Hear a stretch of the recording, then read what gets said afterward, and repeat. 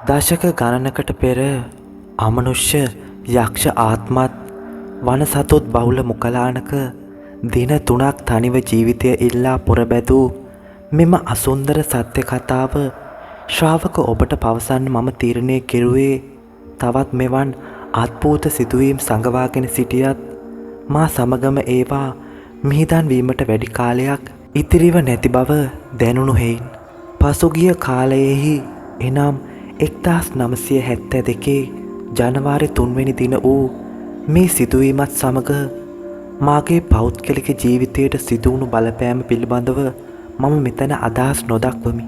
අවිශ්වාස කළ දේවල් ඇස්පනා පිට සාක්ෂි සහිතව තර්කයකින් තොරව ඔප්පු වන විට දින ගණනක් කුසට ආරක් නොමැතිව හබරණ කැලේ තනියම 4 මායිම් සොයන්නට වීම මා පෙර භවයේ කරන ලද තරා කර්මයක ප්‍රතිඵලයක් විය හැකියයි සිතා අද මම සැනසෙමි. නමුත් මාහට නැති වූ මගේ ජීවිතයෙන් සදහටම ඉවත්ව ගිය වටිනා බොහෝ දෑ එසේ ඉවත්ව යාමට මා කළ කර්මය කුමක්දැයි මාවත් දැනුවත් නැති බව පවසන්නේ හදෙහි ඇවිලෙන ශෝකයත් සමගයි. මගේ අසුන්දර කතාව හිස් කොලයක ගෙත්තම් කිරීමට මා සූදානම් වුවද මතක තබා ගන්න. අදෘශ්‍යමාන නොපෙනෙන මානයන් නොමිතියයි පවසන වර්තමාන විද්‍යාවන්ට හසු නො වූ අදෘශ්‍යමාන හස්තයන් අතින් පාලනය වන මිනිස් පාපාසක් හා නොගැටුණු ස්ථානමේ ලංකාද්වීපයේ අනන්තවත් විසිරී ඇත. මේ එවැනි එක් තැනක සිදුවුණු සත්‍ය සිදුවීමක් පමණි. විශ්වාස කිරීම නොකිරීම ශ්‍රාවක ඔබ සතුයි. නමුත් මාහට වෙන්ව ඇති කාලය සීමිතයි.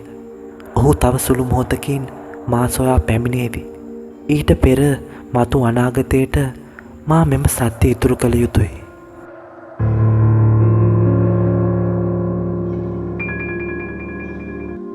අඩෝ සමන වරෙන්කෝය පැත්තකට වෙලා පොතක් බදන් ඉන්නේ.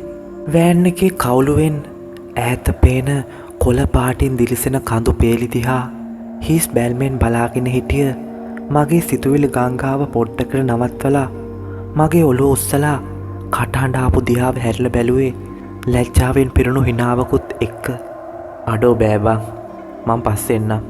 කෙටියෙන් මගේ යාළුව සම්පත්ට උත්තර දීපු මම ආයමත් ඔළුව හරෝගෙන ඇස් ඈතට යොමු කළේ මගේ නැවතුණු මනෝලෝකයට ඇතුල් වෙන්නට උත්සාහ කරමින්. මම ගැන කිව්වොත් මගේ නම සමන්. ඉන්නේ නම් කළුතර. කැම්පස් එකේ ෆයිනල් ඉයර් එකේ මගේ බැච් එකේ යාළුවෝ සෙට් එකත් එක්ක පොඩියට ට්‍රිප් එකක් සංවිධානය කළේ බදුළු බණ්ඩාරවැල යන්න. ඒත් කට්ටියගේ අදහස වෙනස් වුණේ මේ දවස්වල එක දිගට වහින වැස්සත් එක්ක බදුළු ගිහින් අපේ වචන වලින් කියනවනම් කිසිම අතල් එකක් ගන්න බැරි වෙන හින්දා. ඉතින් කට්ටියගේ ලොකු සංවාදකින් පස්සේ අපි තීරණය කළේ හබරණ කැලේ බලන්න යන්න. ඒ ළඟපාත නටබුන් බලන්න සහ දිනක් දෙකක් කැලේ මැද ඉඳගෙන සතුන්ගේ චර්යාවන් නිරීක්ෂණය කරන්න අපි කතා වුණත් මකදි වෑන් එක බාර් එකක් ළඟ නවත්තපු අනුර මොනවදෝ බර දේවල් ටිකක් බෑග් එකකට දාන් වටපිට බල වෑන් එකට ආපු විදිහෙන් අපේ උන් යන්නේ නටබුන් බලන්න කෙසේ වෙතත් නටබුන් වෙන්න ගහන්න කියලා නම් මට හොඳටම තේරුණා. ඔරලෝසුවේ පැය මිනිත්තු කටු එක්ක කාලය ඉක්මනට ගෙවිලා ගියා. අපිව එක්කන් ගිය වෑන් අයියත් වේගයෙන් ඉකිල්ලා ගියේ වෑන් එක නිකන් එයාගේ ඇඟේම කොටසක් ගානට දාලා. උදේ 7ට විතර කළුතරින් පිටත් වුණ අපිට හබරණ කැලේ මායිමට උදේ 10 විතර වෙනකොට යආගන්න පුළුවන් උනේත් වෑන් අයියගේ දක්ෂතාවයේ හින්දම තමා. දඩ බඩ ගාලා වෑන් එකකින් බැහැගත්ත මම කොන්දට අත තියන් වටේ ගස්වැල් දිහා බලාගෙන ලොකු හුස්මක් පහතට දැම්මේ නගරබද ජීවිතයට හුරුණු මට ගහකොළ නහවාගෙන එන නැවුම් වාතය ලොකු ආශ්වාදයක් වුණ හින්දා. මගේ අම්මයි තාත්තයි දෙන්නම කොළඹ ජනප්‍රිය පාසල් දෙකක ගුරුවරු නිසා අපි නැවතිලා හිටියේත් කොළඹ ළඟම තියෙන එපාර්ට්මන්ට් එකක. ඉතින් උසස් පෙළ කරලා විශ්වවිද්‍යාලයට යන්න ලකුණු මදි වුණත් සල්ලි වලින් අඩුපාඩුවක් නොතිබ්බ නිසා අම්මයි තාත්තයි තීරණය කළා මාව පුද්ගලික විශ්වවිද්‍යාලයකට දාන්න. ඔන්න ඔහොම තමා මට මගේ යාළුවෝ 4 දෙනා හම්බ වුණේ. සුගත්, අනුර, වජිර, සම්පත් කියන මේ මලපිස්සු 4 දෙනාත් එක්ක ගිය හැම ට්‍රිප් එකක්ම අන්තිමට ආපහු එන්න උනේ මොකක් හරි අවුලක් දාගෙනම තමා. ගිය තැන අනාගන්න එක අපේ උන්ගේ හැටි හින්දා. මම ඉස්සරහට ඇවිදන් ගියේ අපේ උන් අද දාගන්න කලබලේ මොකක් වෙයිද කියලා හිත. හබරන කැලේට අපි ඇතුල් වුණේ කවුරුවත් වැඩිය පාවිච්චි නොකරපු පාළුවට හුරු පාරකින්. මහා වැස්සට සෝදාංගිය පසෙන් මහා ගස්වල මුල් ඉලිප්පෙල එළියට ආවත් වැස්සෙහි සාරේ උරාගත්ත ගස්වැල් කොළ පාටින් පණ ගහලා ඇවිල්ලා ඉර එළියත් එක්ක දිලිසුනේ නව ජවයක් ලැබුණා වගේ. වැස්ස හින්දා හීනි කොලාග රැදුණු වතුරු බින්දු රූටල අපේ ඇඟට වැටිලා ඇඳුමට උරාගත්තේ නියඟේට වේලුණු වැලි මිටකට වතුර බින්දුවක් උරා ගන්නවටත් වඩා ඉක්මනින්. ගස් කඳන්වල සතුන්ගේ එක හැඩේ නියපොතු පාරවල් තිබ්බත් කෝකටත් අනුර ලයිසන් තුවක්කුවක් අරන් ආව හින්දත් අනුර මේ වගේ ගමන් වලට නුපුරුදු කෙනෙක් නොවන හින්දත් අපිට බයක් දැනුනේ නැහැ. අඩෝ අනුරයා අර බලපංකෝ ඈත ගල් ගියක් තියෙනවා. වරින් යන්න මොනාහරි තිබ්බොත් උස්සගෙන එන්න පුළුවන්. ටිකක් සද්දෙට සම්පත් ඒක කිව්වේ අපි හැමෝටම ඇහෙන්න. ඒත් ඒ එක්කම සංසුන් වෙලා තිබ්බ ගස් මුදුන් අඹරවාගෙන හුලඟක් වේගයෙන් හමන්න ගත්තේ හරි අමුතු විදිහකට. උණදේ ගණන් ගත්තේ නැති අපි ඒ ගල්ගේ පැත්තට දිව්වත් මට මොකද්දෝ මහා අමුත්තක සේයාවක් දැනුණු නිසා නැවතිලා බයෙන් වගේ වටපිට බැලුවත් හිතට ආපු කුහුල හින්දා අනිත් කට්ටියත් එක්කම ගල්ගෙට දෙව්වේ පිටිපස්සවත් බලන්නේ නැතුව. අම්මට සිරි මේ බලපංකෝ මේක දේවාලයක්නේ. ඉස්සරහින්ම ගිය අනුර තුවක්කුවත් අතට අරන් කිව්වේ ඇතුළට එබිකම් කරගෙන. අපිත් ගල් කණු අස්සෙන් ඇතුළට එබිලා බැලුවේ මොනවද ඇතුලේ තියෙන්නේ කියලා බලා ගන්නමයි. පාරණ ලයිකන බැදුණු කෙලින් හිටෙව්ව ගල් කණු දෙකක් උඩ පැත්තලි ලොකු ගල් ලෑල්ලක් තියලා තිබ්බා. 아무තු හැඩයක දේවාලයක් වුණ ඒක මැද පූජාසනයක් පිටිපස්සට වෙන්න තනි කළු ගලකින් රළුවට නෙල්ල තිබ්බ පිළිමයක් තිබුණේ. 아무තු හැඩයක් තිබ්බ ඒ පිළිමේ දිහාවට අපි පුදුමෙන් බලන් හිටියේ. මොකද මීට කලින් මේ වගේ දෙවි කෙනෙක් හරි මොන මල යකෙක් හරි අපි කවදාවත් දැකලා නැති හින්දා. නග්න බහිරව රූපයක හැඩයක් වගේ වෙච්ච ඒ පිළිමේ අත් 8ක් මූණේ ලොකු ඇරුණු කටක් එක්ක දෙපැත්තෙන් පහළට යොමුණු විශාල දල දෙකකින් සැරසිලා තිබ්බා. සාමාන්‍යයෙන් බැලූ බැල්මට අවුරුදු 200කටත් වඩා උරුමකම් කියව මේ දේවාලය ඇතුළ අපි ඇහිපිය නොහෙලා බලන් හිටියේ ඇස් ඒ පිළිමෙන් අහකට ගන්න බැරුවත් වගේ. මෙතන මොකුත් නෑ බං වරෙන් යන්න. සෙට් එකේ නඩේ ගුරා වුණ වජිර සිහි එලවන් කිව්වේ දේවාලෙන් පිටට බැල්මක් හෙලන ගම.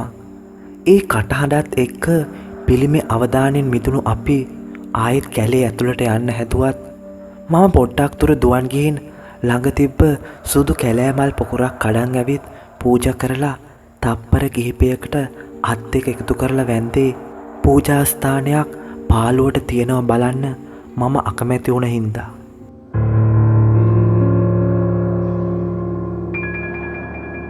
කාලය ගෙවිල ගියා. එක එක සත්තුන්ගේ අඩිපාරවල් උඩින් අපේ අඩිපාරවල් වැටෙද්දී නානා ප්‍රකාර සතුන්ගේ සේයාරු අපේ ඇස්වලට වැටෙන්න මහ වෙලාවක් නම් ගියේ නෑ. කොහොම වෙතත් ඉර මුදුන් වෙන වෙලාවට අපිට දාඩියත් පෙරාගෙන එලිමහනකට එන්න පුළුවන්කම ලැබුණා.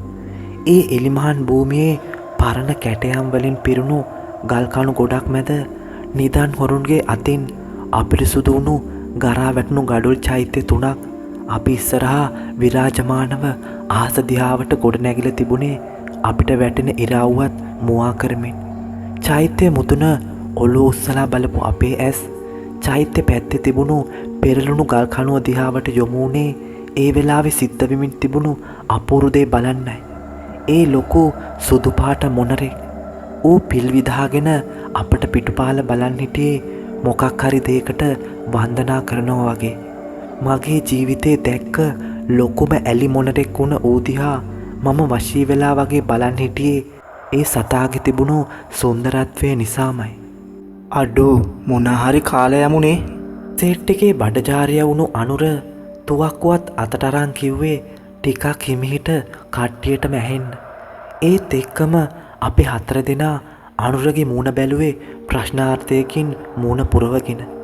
කට කොනට හිනාවක් ගත්ත අනුර තුවක්කුවේ බඳ උරහිසට තියලා මෑනුවේ සුදුමුණරගේ ඔළුව දිහාවටමයි.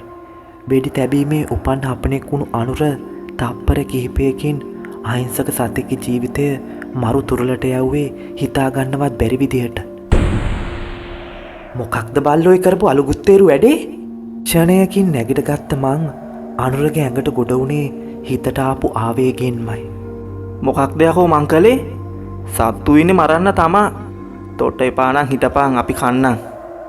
අනුර කිව්වේ මගේ දිහා පුදුමයෙන් වගේ බලාගෙන. යකෝ අහිංසක සතෙක්ටවත් ඉන්න දීපන්. ඒ අහිංසකයා තොට මුකුත් අහිතක් කළේ නෑනේ. පරයා.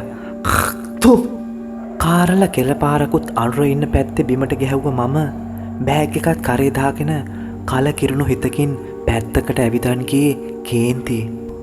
හූ මල්ලි යනවද?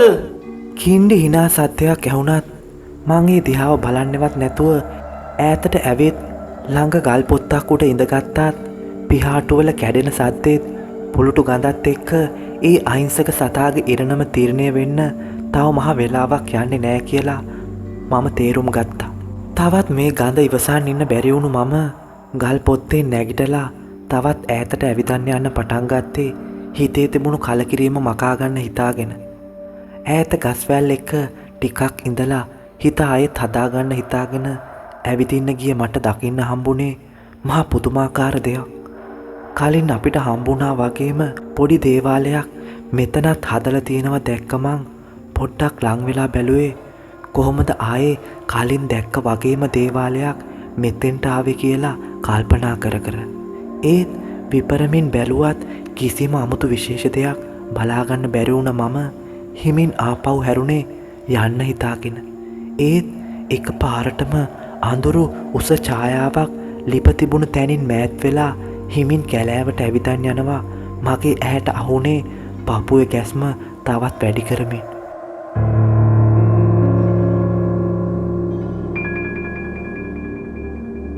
පොඩි වෙලාවකට ඒ මගේ යාළුවෙක් වෙන්න ඇති කියලා හිතුණත් මිතුරන් සිව් දෙනා වෙනම හිටිය හින්දත් මෙතන අපි 5 දෙනාට අමතරව 6 වෙනියෙක් ඉන්නව කියලා මට ඉවෙන් වගේ තේරුම් ගිය නිසාත් දේවාලය ළඟින් ඈතට ඇවිදන් යන්න මම සූදානම් වුණේ ඉක්මනට. ඒ වෙලාවෙම කෑරලෙක් මා සද්දෙන් කෑගහන් මට ඉහලින් පියපන් ගියේ මොනා හරි අද්භූත නපුරු දෙයක් සිද්ධ වෙන්න ළඟයි කියලා පෙරනිමිති පහල කරන්නක් වගේ. දවල්ට මොණර මස් හොද්දත් එක්ක මංයොක්ක කෑව 4 දෙනා කාලා ටික වෙලාවකට පස්සේ ගමන් බෑග් එකෙන් ගත්ත බෝතල් වලට වග කියන්න ගත්තේ මටත් එතෙන්ට එන්න කියලා බල කරන ගම. මත්පැන් වලින් හොඳට සරු වෙලා සින්දු කියන සාජ්‍ය දාන වෙරි මරගාතේ නටන මේ මිනිස්සු දිහා දවල්ටත් කෑමක් නැතුව කුස ගින්දරේ හිටිය මම බලන් හිටියේ ලොකු පිළිකුලක් හිතේ තියාගෙන. පැය ගණනක් එතන හිටියා. අපි ආයෙත් ගමන පිටත් වෙන්නයි සූදානම් වුණේ. කට්ටියගේ හිත්වල ආවට තරම් සන්තෝෂයක් නැතුව වගේ. මූණ එල්ලගෙන අමුතු බයක සේයාවක් හැම කෙනෙක්ගේම මූණේ ඇඳිලා තිබ්බේ හේතුවක්වත් හිතාගන්න බැරි විදිහට. ඒ අනුරයි වජිරයි කෝබන් පව් එන්න හැරිලා ටික දුරක් ආපු මම ළඟින්ම ආපු සම්පත් එහෙම හැව්වා. වටපිට බැලුවා දෙලෝ රත් උනේ අනුරයි වජිරයි පේන්න හිටියේ නැති හින්දා.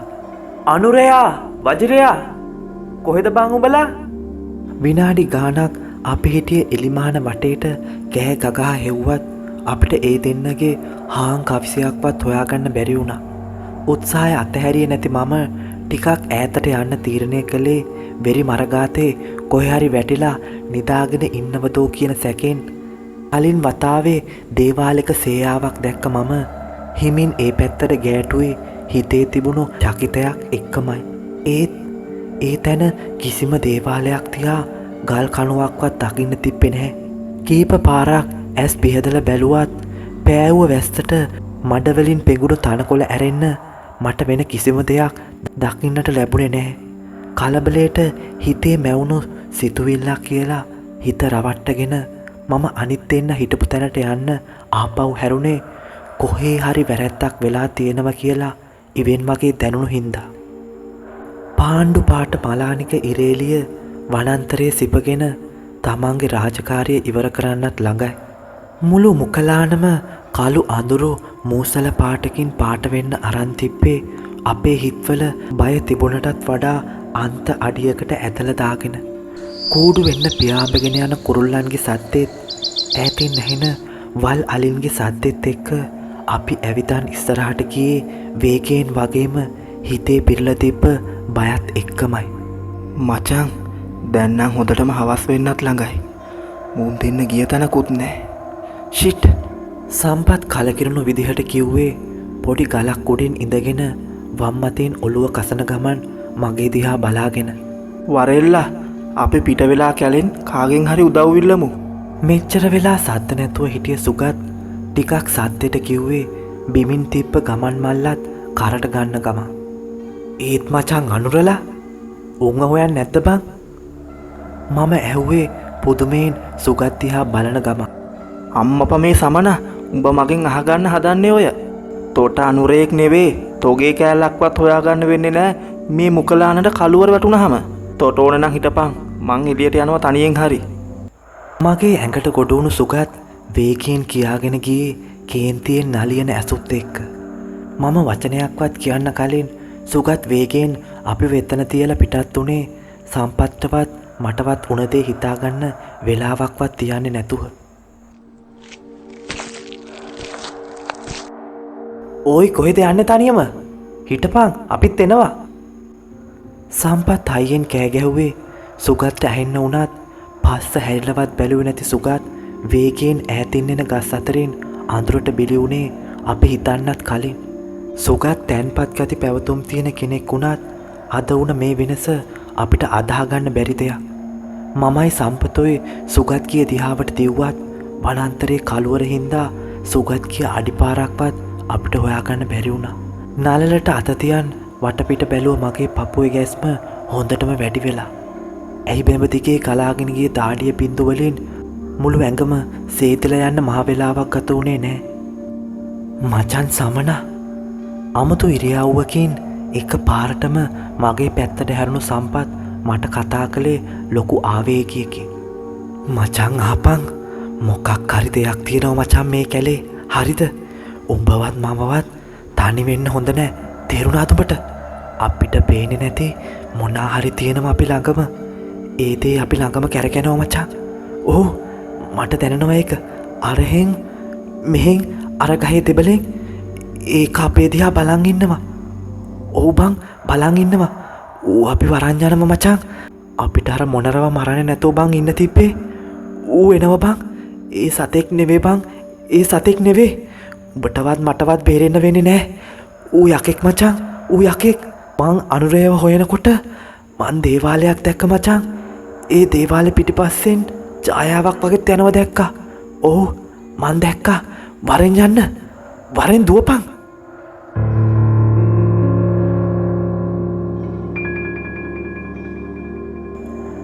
ඔළුවට අත තියන් මගේ පැත්ත හැරිලා කෑ ගහපු සම්පත් එක පාරටම මගේ අතින් අල්ලගෙන ඇදගෙන දුවන්න ගත්තේ පිස්සු හැදුණු මිනිස්සෙක් වගේ. වෙන දේ හිතාගන්න බැරුව සම්පත්ගේ අත ගසා දාලා නැවතුණත් සම්පත් කැලේ අඳුරට මුවා වුණේ මහා හඬින් විලාප තියාගෙන. මහා මුකලාන මැද්දේ තනි වුණු මම ගස්කොළ අතරින් ආස බැලුවේ කර කියාගන්න දෙයක් හිතාගන්න බැරුව. ගිනියම් හිරුරැස් හිමින් කඳු අතරින් මුවා වෙද්දී මහා මුකලාන සම්පූර්ණයෙන් අඳුරෙන් වසාගන්න තව පොඩි වෙලාවයි ඉතුරු වෙලා තිබ්බේ. හදිස්සියෙම යාළුවන්ට උන දේ ගැන හිත හිත මම දාඩියෙන් පෙගුරුණු නලල පිටි අල්ලෙන් පිහදගත්තේ කරන්නේ මොකක්ද වෙන්නේ මොකක්ද කියලා කිසිම කල්පනාවක් නැතුව.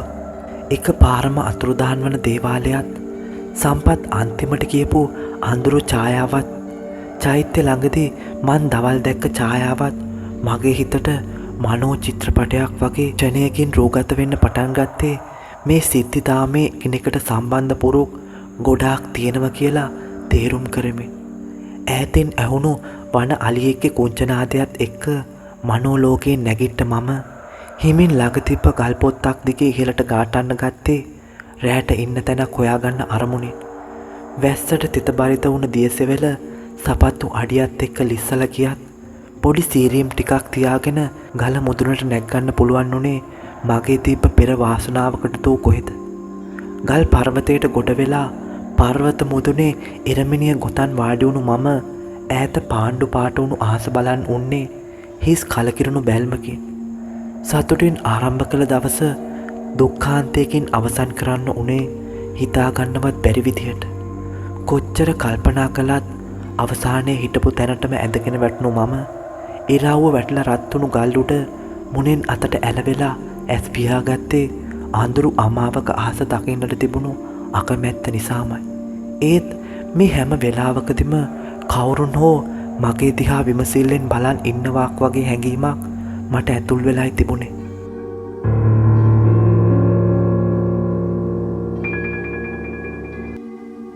කුරුල්ලන්ගේ වදකාර සද්දෙත් එක්ක මං ඇහැරුණේ පහුවදාට එළිය වැටෙන්නත් කලින්. අත්වලින් ඇස් පොඩි කර කර වටපිට බැලුවේ මං ඉන්නේ කොහෙද කියලා මටවත් හිතාගන්න බැරි වුණු හින්දා. ගල් පර්වතය මුදුනට බර දීලා නිදිමතේ වැනි වැනි නැගිට්ටේ අවට පරිසරයත් බලාගන්න තිබුණු ආසාවත් එක්කමයි. ඒත් ඊයේ වුණ සිදුවීම් එකින් එක හිතට ඇතුල් වෙනකොට මගේ හිතේ තිබ්බ සන්තෝෂය ආයි අරන් එන්න ඇඟට වැදුණු සීතල නැවුම් හුළඟටත් පුළුවන් වුණේ නෑ. ඉර පායගෙන එන පැත්තත් ඉර බැහැගෙන යන පැත්තත් දෙකම එක වගේම වුණු මහමුකලාන යාගන්න ඕනේ පැත්තක් හිතාගන්න බැරි වුණු හින්දාත් හිතුණු පැත්තකට යන්න හිතාගත්තේ මගේ ජීවිතය දෙවියන්ට භාර කරලා. ජීවත් වෙන්න පොඩි විශ්වාසයක් හිතේ කොනක තියන් ගල් කුලෙන් බැස්ස මම හිමින් ගස් කොළන් අතරින් ඈතට ගහටන්න උනේ ගමන් බෑග් එකත් කරේ එල්ලගෙන. ඒත් මම අරන් ආවේ පොඩි ආම්පාන ටිකක් උණු හින්දා බෑග් එකත් උස්සගෙන කැලේ මැදින් සාගින්න යන එක තේරුමක් නැති වැඩක් කියලා හිතෙන්න මට මහ වෙලාවක් ගියේ නෑ. ගල් දෝරුමක් ළඟට ලං වුණ මම බෑග් එකකින් ගත්ත දුණු පිහිය සාක්කුවේ ඔබාගත්තේ හදිස්සියකදී ඕනේ වෙයි කියලා හිතාගෙන.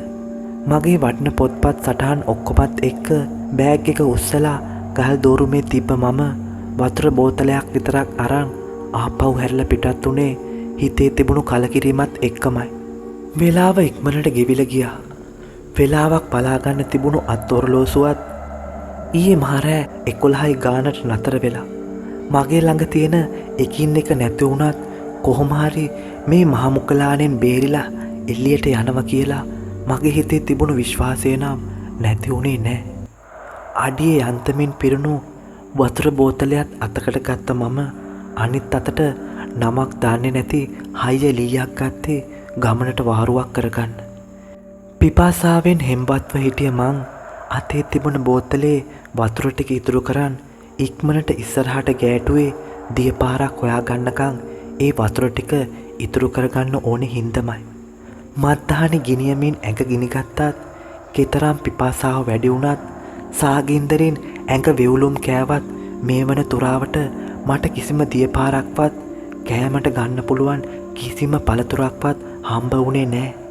මෙච්චර මහා කැලයක් මැද කන්න ගෙඩියක් පළතුරක් නැති එක පුදුමයක් වුණත් මගේ යාළුවෝ කරපු දේ හින්දා මටත් විඳවන්න සිද්ධ වෙලා තියෙනවා කියලා නම් මට හොඳටම තේරුණා.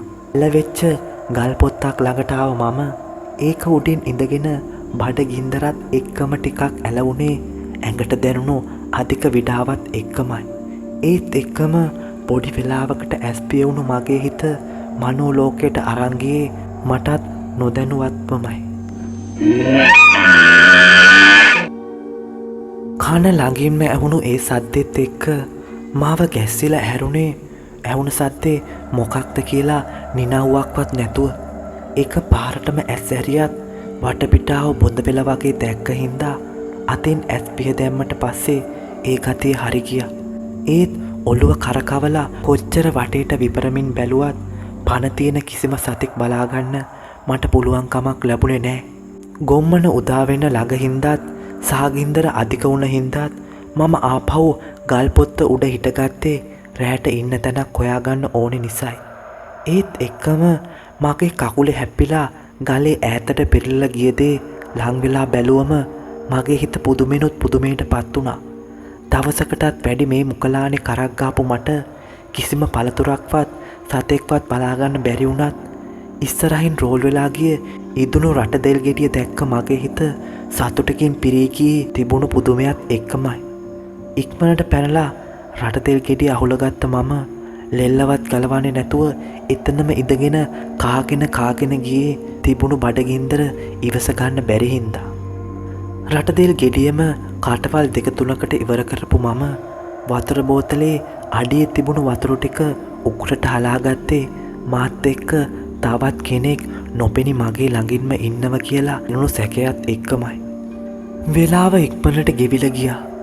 කළුවර වැඩුණු මොකලාන ආයෙත් පහුවදාට ඉර පායගෙන ආවේ අලුත් දවසකට දොරගුළු විවර කරලා. අද මේ වනාන්තරේ මම ඉන්න 3 වෙනි දවස. තවත් දවස් කීයක් මට මේකේ ඉන්න වේද කියලා මම දන්නේ නැහැ. ඒත් මගේ සිහිය තියෙනකන් වනාන්තරයෙන් එළියට යන්න පාරක් හොයා ගන්නවමයි කියන අදිටනත් එක්කම තමා මං එදා උදේ යන්න පිටත් උනේ. දාඩියෙන් තෙත්තුණු තැනින් තැන ඉරුණු ඇඳුමෙන් 아무තු උෂ්ණයක් ආවත් ගණන් ගන්නේ නැතුව පිටත් උනේ අදවත් දිය කඩਿੱත්තක් හම්බ වෙයි කියන බලාපොරොත්තුවෙන්. ටික දුරක් ඇවිදන් ගිය මට වතුර ගලන සද්දයක් ඇහෙන්න ගත්තේ දිය පාරක් ළඟම තියෙනවා කියලා ඉංගියක් ඉතුරු කරලා. ගස් අතරින් මෑත් වෙවි ඉස්සරහට ඇවිදන් ගිය මට ගල්වලින් හදපු පොකුණකින් ගලාගෙන යන දිය පාරක් දකින්නට හම්බුනේ මගේ අනුමානය ඇත්තක් කරමින්. පොකුණ ළඟට දුවන් ගිය මම මුළු මූණම පොකුණට ඔබන් වතුර බොන්න පටන් ගත්තේ දවස් ගානක පිපාසාවෙන් හෙම්බත්ව හිටිය හින්දා. ගැඹුරු දිය පිරුණු පොකුණක් උණු ඒකෙන් විනාඩි කීපයක් වතුර බිව්ව මම පොකුණෙන් මූණ අයින් කරගෙන වටපිට බැලුවේ මේ ඉන්න අද්භූත තැන මොකක්ද කියලා බලා ගන්නමයි. විශ්කම්භය අඩි 5කට අඩු නොවුණු ඒ පොකුණ කවාකාර හැඩයකින් තනි කළු ගලෙන් නිර්මාණය කරපු එකක්. අඩි 10ක් විතර ගැඹුරු වුණත් මෙතනින් දිගටම ඇදහැල්ලමින් ගලාගෙන යන වතුර පාරෙන් මේක හිඳෙන්නේ නැති බෝගත උල්පතකට මතුපිට කටින් හැදූ එකක් කියලා මට තේරුණා. ශතවර්ෂ ගානක් පරණ පෙනුමක් බැලූ බැල්මට පෙනුනත් පොකුණේ ගැට්ට වටේටම මල් ලියකම් කරලා තිබුණේ හරිම අපූර්වට, හරිම සූක්ෂම විදිහට. මෙවැනි වනයෙන් වැසී ගොස් හැංගුණු නිර්මාණ තව මේ භූමියේ කොතරම් තියෙනව ඇත්ත කියලා තනියම කල්පනා කරපු මම වතුර බෝතලයක් පුරවන් ආයෙත් යන්නට හැරුණේ ඉමක් කොනක් නැති මුකලානට ආයෙත් ඇතුළු වෙන්න හිතාගෙන. ඔය ඇත්තෝ මේ බෑරක් යනවද? හදිස්සියෙම මගේ පිටිපස්සෙන් ඇවිච්ච ගොරහැඩි කටහඬට යන්න ගිය මාව එතනම හිට වුණත් එකපාරම හැරිලා ආපස්ස බැලුවේ හිතට ආපු කුකුසත් එක්කමයි. උස අඩි 6කටත් වඩා වැඩි දේහධාරී උඩුකය නිරුවත් පිරිමි රූපයක් මගේ ඇහැ ගැටුනේ ඒ වෙලාවේදී. කළු හමත් උරහිසතෙක් කැරිලි ගෑහිලා වැඩුණු කොණ්ඩයත් පපුව අතපය පුරාම විසිරුණු මවිලුත් එක්ක අමුතු තේජාන්විත පෙනුමක් ඔහුට එක්කලේ මේ මහමුකලානේ ජීවත් වන කෙනෙක් නොවෙන්නක් වගේ.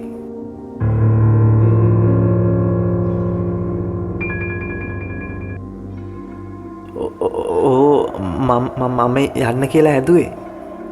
ගොතයත් එක්ක උත්තර දුන්නු මම තවමත් ඒ රූපය දිහා බලාගෙන හිටියේ ලොකු පුදුමයක් ඇස්වල දරාගෙන. කෙසේ වුණත් මේ මිනිස්සෙක් වෙන්න බැරි බව මට හොඳටම තේරුම් ගිහිනුයි තිබුණේ. උගුර පහලින් හුස්මත් එක්ක ගෙරෙව ඔහු හිමින් සංවරව පොකුණේ ගැට්ට උඩින් පහලට බැහැලා මගේ ළඟට ඇවිදන් එන්න ගත්තේ මගේ ඇස් දිහා කේලින්ම බලාගෙන. කවුද මේ? මුකලාන ඇතුලේ මොකක්ද තනියම මේ මිනිස්සේ කරන්නේ කියලා හිත ඇතුලේ දහසක් ප්‍රශ්න මතුවුණත් මුවින් වචනයක් පිට නොවුනේ මේ වෙන දේවල් මොකක්වත් අගක් මුලක් මට නොතේරුණු හින්දායි. මම පුලස්ති මහත්තයෝ මේ වනේ තමා මම ඉන්නේ.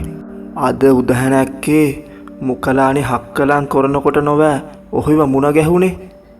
මාව තවත් ප්‍රශ්න ගොඩකට ඇදලා දාලා මේ අමුත්ත කිව්වේ මගේ වැටුණු වතුර බෝතලේ අහුලලා මගේ අතට දෙන ගම. අනේ මාම හම්බුන එක හොඳා. මම මේ දවස් ගාණක් කැලේ තනියම අතරමං වෙලා හිටියේ. මද හිනාවකින් කිව් දෙයට උත්තර දෙන ගමන් මම පෙරලා කිව්වේ කොහොම හරි කැලෙන් පිට වෙන්න හිතන්. මාව පහු කරන් ටික දුරක් ඇවිදන් ගිය අමුත්තා එක පාරටම නැවතිලා ඉනෙන් ගත්ත බුලත් කොළ දෙක තුනක් අතට අරන් විකන්න ගත්තේ මං කියපු දේ ඇහුනේ නැතුවක් වගේ.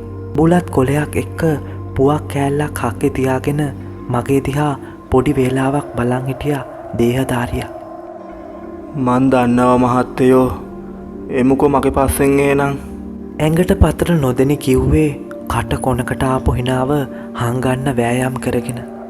අතේ ආයුධයක්වත් නොතිබ්බ මේ ආගන්තුකයා කැලේ දෙපෑ කරගෙන යන්න පිටත් උනේ මටත් එන්න කියලා අතින් සංඥා කරන ගම. වටපිට බැලුව මම ඔහු පස්සෙන් වැටුනේ මට මේ වෙලාවෙ තිබුණු එකම සරණ ඒ අද්භූත ආගන්තුකය කියලා දැනුණු හින්දමයි. මේ ගහකොලත් සතා සිව්පාවන්ටත් පනනල තියෙනව මහත්තයෝ. මුන් කැලේට වැරැද්දක් කොරන්නේ නැතුවා. මුන් හින්ද තමා මේ කැලේ ආරස්සා වෙන්නේ. තේරුණයි? ටික දුරක් ඉස්සරහට ඇවිදන් ගිය අමුත්තා බුලත් කෙල පාරක් පොළවට ගහලා ප්ලෙන් පස්වලින් වහන ගමන් කිව්වේ ටිකක් සද්දෙන්. හිමින් ලැජ්ජාවෙන් මම උත්තර දුන්නේ මගේ යාළුවෝ 4 දෙනා මීට දවස් 3කට කලින් කළ පාපකාරී දේ මතක් වෙලා. ඒ වගේම තමා උන්නහේ මේ මෑතක් වෙනකං හබරණ මලියදේව අපේ මහරහතන් වහන්සේ පන්සල ගොඩනගලා තිබ්බ තැනවට හක්කොලන් කරපු සුදු මොනර දේනුවත් දැන් දෙතුන් දොහක ඉඳන් පේන්න නැතුවා. උගුරෙන් සත්‍යයක් දාපු ආගන්තුකයා ගස් මුදුන් දිහා බලාගෙන කියාගෙන ගියේ නවත්තන්නේ නැතුව. වචනයක්වත් නොකියා මම බිම බලන් නෑසුනාක්සේ හිටියේ කියන්න දෙයක් නැති කමිනුත් මේ ආගන්තුකයා සියලු කාරණා දැනගෙන කතා කරන විත්තියත් හිතට දැනුණු හින්දයි. ආපස්සට හැරිලා මගේ මූණ බැලුව අමුත්තා ආයෙත් ගමන යන්න පිටත් උනේ හීන් කිඳිරියක් උගුරෙන් පිට කරන ගමන්. පැය කිහිපයක් වනාන්තරය හරහා ඇවිදන් ගිය අපි එලිමානකට පය තිබ්බේ තාවමත් මං ඉන්නේ කොහෙද කියලා කිසිම තේරුමක් මේ වනතුරුත් මං ළඟ තිබුණේ නැති හින්දා. අටු පඳුරු වලින් බහුල ඒ තැනිතලාව කෙළවරින් ආයෙත් කටුගස් පේලියක් වැඩිලා තිබ්බේ මොකකට හරි සෙවණක් සලසන්න වගේ. ඒ වට වෙලා තිබුණු ගස් අතරින් ගුරු පාරක සේයාවක් දැක්කයින් පස්සේ මගේ හිතට ලොකු සහනයක් දැනුනේ. අන්තිමේදී කොහොම හරි කැලෙන් පිට වෙන්න පාරක් හොයාගත්ත හින්දයි. ගුරු පාර ළඟට වෙනකන් ආපු අමුත්ත නැවතිලා මගේ දිහාට හැරිලා සූදානම් වුණේ මොනා හරි වැදගත් දෙයක් කියන්නට වගේ. කටේ තිබුණු පුවක් කෑලි හකු වලින් පොඩි කරමින් හිනාවක සේයාවක්වත් නැතුව මගේ මූණ දිහා එක එල්ලේ බලන් හිටපු ආගන්තුකයට ස්තුති කරන්න මම කට ඇරියත් එක වරම අතක් ඉහළට එසෙව්වේ ඔහු මට බාධා කළේ ස්තුතිය ප්‍රතික්ෂේප කරන්නක් වගේ. ඒ උණ දෙයින් පොඩි කේන්තියක් හිතට ආවත් වචනයක් හෝ කියන්නේ නැතුව ගුරු පාර දිහාවට බැලුවේ ඒ බැල්මෙන් මාව ගොඩක් බයටත් අපහසුතාවයටත් පත් වුණ හින්දා. උන්නහේ ඔබතුමන්ලා මේ කැලේට පය ගහපු වෙලේ ඉඳන් උඹලා දිහා මේ ඇස්කිරි දෙකෙන් විපරමින් හිටියේ. මට වැටිලා තිබුණු බැල්ම ගුරු පාරේ ඈත කොනකට යොමු කරමින් අමුත්තා තමන්ගේ කතාව පටන් ගත්තේ තමන්ගේ පපුව ඇඟිලි තුඩු වලින් කසන ගමන්. මහත්තයන්ලා දන්නේ නැතුව ඇති. කැලේක මුකලානක ගහකොළ සතා සිව්පාව ඇරෙන්න ඇහැට නොපෙනෙන බලවේග ගොන්නක් මුල්ලදන් ජීවත් වෙනවා. උන්දැලව මහත්තයන්ලට පේන්නේ නැතුවා. මුකලානට ගොඩ වුණාම මහත්තයෝ කටවරද්ද ගන්න නරකයි. මොකද මෙව්ව මහත්තයන්ලා වසන තැන් නෙමේ. මහත්තයන්ගේ යාළුවුන් ටික පසුගිය දොහක මධ්‍යහනි ගිනි බින්ද අහිංසක සතෙකුට ඌ මේ මුකලානටම හිටිය තනි සුදු මොනර බොලව්. ආගන්තුකයා කියාගෙන ගියේ ගැහෙන ස්වරයෙන්. ඒ පව්කාර වැඩේ කළ කිසිම මිනිසෙක් මේ වෙනකොට පණ පිටින් නැතුවා. මහත්තයෝ මතක තියාගන්න. ඌ හොය පස්සෙනුත් පැන්නුවා. ඒත් ඔය ඇත්තෝ ඒ පාපයට සහභාගී වුණේ නැතුවා. ඒකමයි මං ඔහෙට උපකාරයක් කරන්න හිතුවේ. මේ මුකලානේ අමනුස්ස වැඩ කරන පාපකාරී මිනිස්සුන්ට ඉවත් වෙන්න ඉඩ නෑ මහත්තයෝ. එක සතෙක්ට හෝ අතුරු අන්තරාවක් කරපු මිනිස්සෙක්ට මුහුදු 7ක් එපිටට ගියත් දඩුවම් විඳින්නට සිද්ධ වෙනවාම තමා. ආගන්තුකයාගේ කතාවේ හම්බ වුණ පොඩි විරාමයේදී අත් බැඳගත්ත මම බිම බලාගත්තේ මට ආව ලැජ්ජාවත් එක්ක තවත් මූණ බලන් ඉන්න බැරි වුණ හින්දා.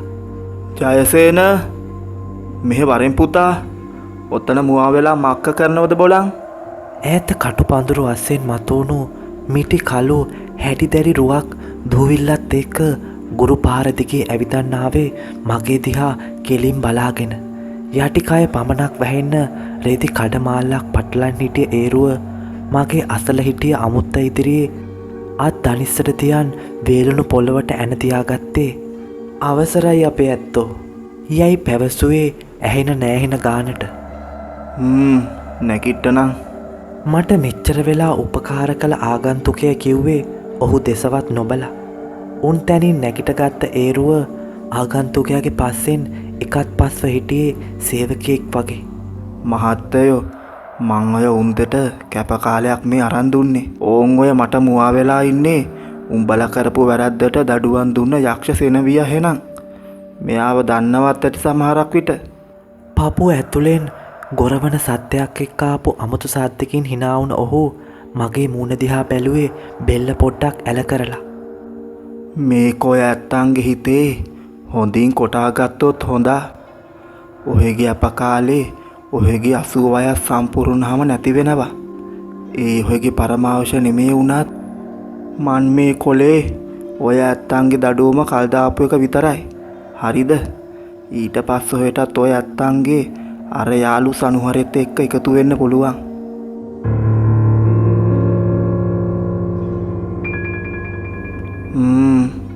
තව ටික වෙලාවකින් වල්ලලි ගාටක් නෑකි මේ පාරට. දැන්ම පිටත් වෙලා ගියොත් හොඳා. අර මං කිව්ව කාරණේ හිතේ තියාගන්න ඔය ඇත්තෝ. අපි එන්නම් එහෙනම්. මගේ මූණෙන් ඒ දොඹ ගෙඩි වගේ ඇස් අයින් කරගත්ත ඒ දේහධාරී පුරුෂයා හැරුණේ ජයසේන දිහාවට. වරෙන් යන්න.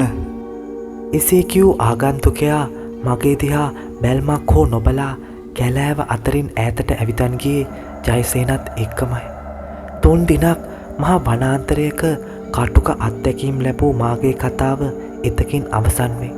ඉන්පසු ගුරු පාරෙහි ඇවිදන් ආ සැටිත් පසුව රෝහල්ගත වූ සැටිත් පසු කාලෙක උණු සිදුවීමුත් පවසා ඔබව වෙහෙස කිරීමට මා තවත් උත්සාහ නොකරමි. පසු කලකදී මා මිතුරෙකුගේ මාර්ගයෙන් පැරණි කපු මහතෙකු හා සම්බන්ධ වූ මම මෙම සිදුවීම පැවසූ කල ඔහු පැවසූ පරිදි හබරණ කැලේ බාර ආරක්ෂක පුලස්ති දෙවි උතුමන් හා රිටිකල යක්ෂ සේනාධිපතියාගේ අවතාරයන්ගෙන් එකක් බව දැනගතිමි. පසු කලක නැවතත් හබරණ කැලය බැලීමට යාමට ආශාවක් උපන්නත් එය සිතින් ඉතා අමාරුවෙන් මැඩගෙන සිටියේ මාගේ මිතුරන්ගේ අවාසනාවන්ත වියෝවීම පිළිබඳව කටුක මතකයන් මාගේ සිත පාරවන නිසායි. කෙතරම් අවඩ සිදු කළද ඔවුන් මගේ එක කුසේ උපන් සහෝදරයන් වැනිය. ඒ සමාන ලෙස මා ඔවුනට ප්‍රේම කළෙමි. නමුත් සියල්ල සිදුවී හමාරය. ඔවුන්ගේ සලකුණක් හොය සොයා ගැනීමට මා කළ සියලු ප්‍රයත්නයන් ව්‍යක්ත වී ගියේ මාහට තිබූ සියලු බලාපොරොත්තු සුන් කරමිනි. මෙහිලා පැවසූ සිදුවීම වී අදට වසර 55ක් ගෙවී හමාරය. එසේය අද මගේ 80 වයස් ජන්මදිනය වේ. මහට උපකාර කළ අදිසි ආගන්තුකයා සඳහන් කළ පරිදි ඔහු අද දිනේ මා සොයා පැමිණීමට තවත් ඉතිරිව ඇත්තේ හෝරා 2ක් හෝ 3ක් වැනි කෙටි කාලයකි. උදෑසන සිට නිවස ඉදිරිපිට බල්ලන්ගේ උඩු පිරිලීමත් අවට පරිසරයේ මුහුසල ස්වභාවයත් අද මාගේ අවසන් දිනය බවට ඉඟිපල කළේ කල් තියාමය.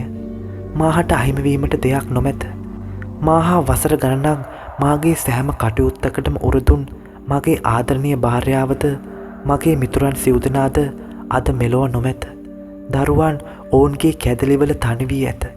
මිතුරන් අහිමි වූ තැන් සිට තනිව හුදකලා ජීවිතයක් ගත කළ මට පාළුවට ගිය කුඩා පැල්පතක් වන් නිවසක මාගෙන් වෙන්ව ගිය අයවලුන්ගේ ආදිසි ආත්ම සමග නිදහසේ අවසන් හුස්ම හෙලීමට හැකිවීම පිළිබඳ මාහට ඇත්තේ ඉමහත් සතුටකි. පෙර දිනෙහි මාගේ සියලුම දූදරුවන්ගේ නිවිස්වලට ගොස් ඔවුනගේ සැපදුක් බලා පැමිණි මම සියලු බැඳීම්වලට සමුදී හිත එකලාසයක් කළේ සතුටින් ජීවිතාවසානයට මුහුණදීමටයි. ඉදිරිපස දොරට යමෙක් තට්ටු කරනු ඇසේ. ඔහු පැමිණ ඇත. එසේනම් මාගේ 80 වයස් දිවිය මෙතකින් නිමාව තබමි. මතු අනාගතයට මා මේ ගෙත්තම් කළ සත්‍ය සිදුවීම බාර කරමි. තුනුරුවන් සරණයි. ඇතු කළ මුතියන්සෙලාගේ දොන් සමන් දික්වැල්ල වූ මාගේ පියාණන්ගේ හදිසි වියෝවීම අලලා මෙසේ සඳහන් කරමි. පෙර දින එනම් 2020 අප්‍රේල් මාස 25 වන දින තමන්ගේ නිවසේ රැඳී සිටියදී හෘදයාබාධයකින් ඇති වූ රෝගී තත්ත්වයකින් මාගේ පියාණන් මිය ගොස් තිබූ බව ඔබට දැනුම් දෙන්නේ හදෙහි ඇවිලෙන සංවේගයෙනි. අප සොයාගන්නා විට දින දෙකකටත් වැඩි කාලයක් ගෙවී ගොස් තිබුණද මාගේ පියාණන්ගේ සිරුර කිසිදු නරක් වීමකින් තොරව තිබෙනු දුටු අප සැම විශ්මයට පත් වූයේය.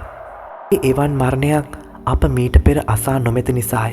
විශේෂම කාරණාව නම් පියාණන්ගේ මුවෙහි කලාතුරකින් ඇඳෙන සුන්දර සිනහව අවසන් මොහොතේද ඇඳී තිබෙනු දක්නට ලැබීමයි. මරණ පරීක්ෂණයේ තිබූ කරුණු එවෙලෙහි විශ්වාස කළද පසු කලක එතුමන්ගේ ලිපිලේඛන පරීක්ෂා කිරීමේදී ලාකඩ තියා මුද්‍රා තබන ලද ඉහත සටහන පිරික්සීමෙන් මාහට තේරුම් ගියේ පෙර කලක වූ අද්භූත සිදුවීමක් නිසා මෙවන් විපතක් සිදුවී ඇති බවකි. නමුත් අදටත් එය අභිරහසකි. පියාගේ අවසන් කැමැත්ත පරිදි මා මෙම සිදුවීම සමාජගත කිරීමට තීරණය කෙළෙමි. නමුත් මේ අඩංගු සියලු කරුණුවල සත්‍ය අසත්‍යතාව මා දැනුවත් නැත. විශ්වාස කිරීම හෝ නොකිරීම ශ්‍රාවක ඔබට බාරයි.